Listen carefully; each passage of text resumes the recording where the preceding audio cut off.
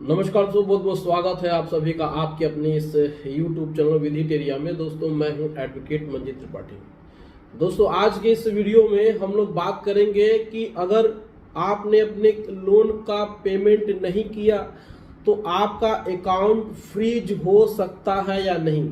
अगर account freeze होता है तो कब फ्रीज होता है, किसका फ्रीज होता है, कितने दिनों में फ्रीज होता है। फ्रीज का मतलब होता है कि बैंक दूसरे बैंक में जहां पर आपकी सैलरी आती है, जहां पे आपका सेविंग अकाउंट है, उसमें ट्रांजैक्शन को होल्ड करा देती है।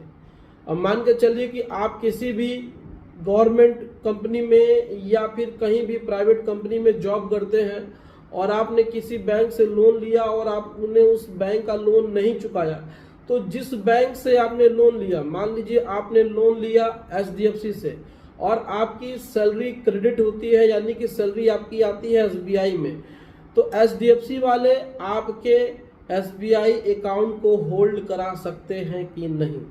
अगर होल्ड करा सकते हैं तो कितने दिनों में होल्ड कराते हैं, होल्ड कराने का प्रोसेस क्या है, इन सारी बातों को आज के इस वीडियो में हम क्लियर करेंगे, क्योंकि ये बहुत ही जेन्युइन प्रश्न है और ये बहुत ही तेजी से लोगों के मन में इस बात का डर बना हुआ है, जो नौकरी पेशा वाले हैं या फिर जो बिजनेस वाले हैं, जिनका कहीं और अकाउंट है और किसी और बैंक से उन्होंने लोन लिया है।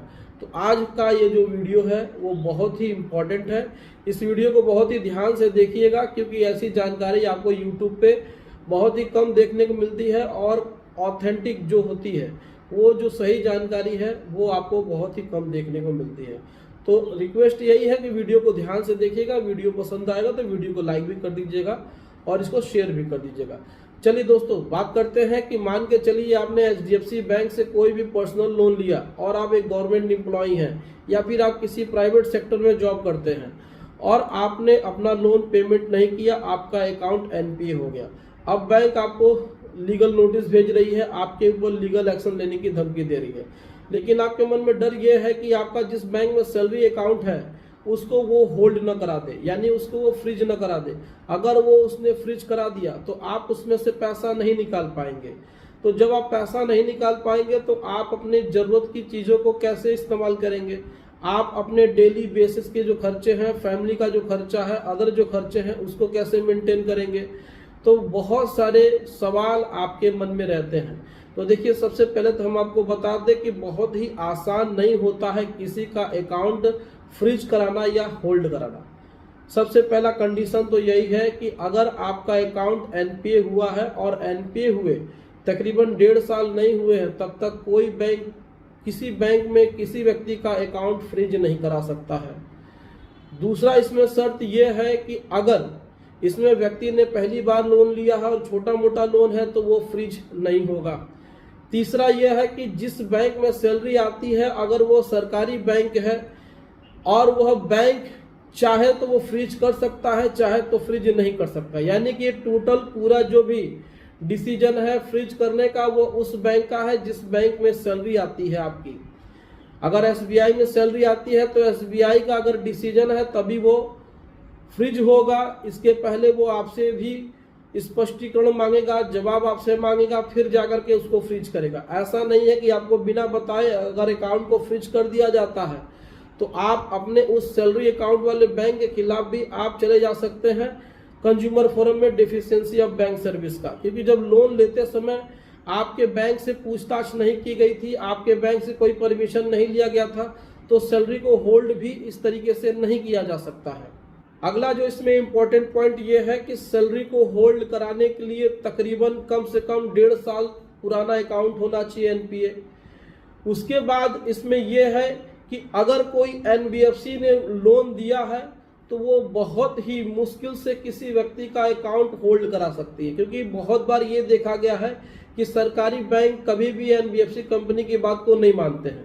तो अगर आपने NBFC कंपनी से लोन लिया है और उसको पे नहीं कर पा रहे हैं तो आपका अकाउंट इतना जल्दी होल्ड नहीं होगा। इसमें सबसे इंपॉर्टेंट बात यह है कि अगर आप सैलरी पर्सन है, यानी कि आप गवर्नमेंट एम्प्लॉय हैं, तो गवर्नमेंट एम्प्लॉय का जो सैलरी अकाउंट है वो इतना जल्दी आसानी से होल्ड नहीं हो सकता है, क्योंकि जो भी बैंक होती हैं जो सैलरी अकाउंट खोलती हैं वो गवर्नमेंट से कनेक्टेड होती हैं।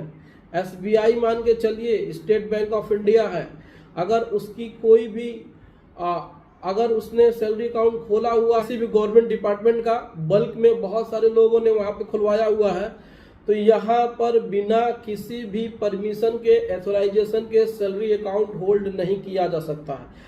तो मोटा मोटी मान के चलिए कि सैलरी अकाउंट को आसानी से होल्ड नहीं कराया जा सकता है। आप लोग के मन में बड़ा प्रश्न होता है कि सर हमारा सैलरी अकाउंट होल्ड हो जाएगा, लेकिन बहुत ही आसान नहीं है। बहुत ही कम केसेस में देखा गया है कि एकाध व्यक्तियों का अकाउंट होल्ड हो जाता है, लेकिन उसको भी आप आसानी से अनफ्रीज करा सकते हैं, अनहोल्ड करा सकते हैं। इसके लिए आपको कंज्यूमर फोरम में एक कंप्लेंट दाखिल करना होगा सेक्शन 2 कंज्यूमर प्रोटेक्शन एक्ट 2019 के अंतर्गत डेफिशिएंसी ऑफ बैंक सर्विस में। अगर आप कंज्यूमर फोरम में जाते हैं और इस बात को प्रूव कर देते हैं कि जो सैलरी आपकी वहां आती है या फिर जो भी आपके सेविंग अकाउंट पे होल्ड लगाया गया है उससे आपके फैमिली को भी अफेक्ट होना पड़ रहा है, यानी उससे आपकी फैमिली भी प्रभावित हो रही है, उसमें से जो पैसे आ रहे हैं आपको अपने फैमिली को चलाने में उसकी मदद लेते हैं, तो मान के चलिए कि आपका अकाउंट होल्ड नहीं होगा, जो भी होल्ड लगा होगा वो कैंसिल हो जाएगा। लेकिन लोग डर जाते हैं, रिकवरी एजेंट कहते हैं कि आपका अकाउंट होल्ड हो जाएगा, हम होल्ड करा देंगे, तो इतना आसान नहीं है। इसका सबसे इम्पोर्टेंट बात यही है कि आप लोग डरिए नहीं, अकाउंट होल्ड नहीं होगा। लेकिन अगर आपने लोन लिया है तो एक कानूनन आप इसको सही समय पे देने की कोशिश करें। अगर आप किसी कारणवश नहीं दे पा रहे हैं तो इसका आप सेटलमेंट करा लीजिए, कोई इसमें आपको ज़्यादा दिक्कत होने वाली बात नहीं है। लेकिन आपको बिना बताए, आपकी बिना जानकारी के अकाउंट होल्ड करना एक इलीगल काम है। इसके अगेंस्ट में आप बैंक के खिलाफ केस भी फाइल कर सकते हैं। एथोराइज ऑफिसर जो वहाँ पे होंगे उनके खिलाफ मुकदमा दाखिल किया जा सकता है। तो दोस्तों ये था जानकारी कि अकाउंट फ्रीज होता है या नहीं होता है, तो क्या होता है, कैसे होता है, ये सारी बातें आज के इस वीडियो में हमने क्लियर कर दी। वीडियो अच्छी लगी हो तो वीडियो को लाइक और शेयर जरूर कर दीजिएगा। दोस्तों अगर आपको लीगल एडवाइस की जरूरत है तो आप हमारे इस व्हाट्सएप नंबर पर संपर्क कर सकते हैं और घर बैठे ही लीगल एडवाइस ले सकते हैं। चलिए मिलते हैं अगली वीडियो में एक नए टॉपिक के साथ। तब तक आप अपना और अपने पूरे परिवार का ध्यान जरूर रखें। Thank you so much. जय हिंद दोस्तों।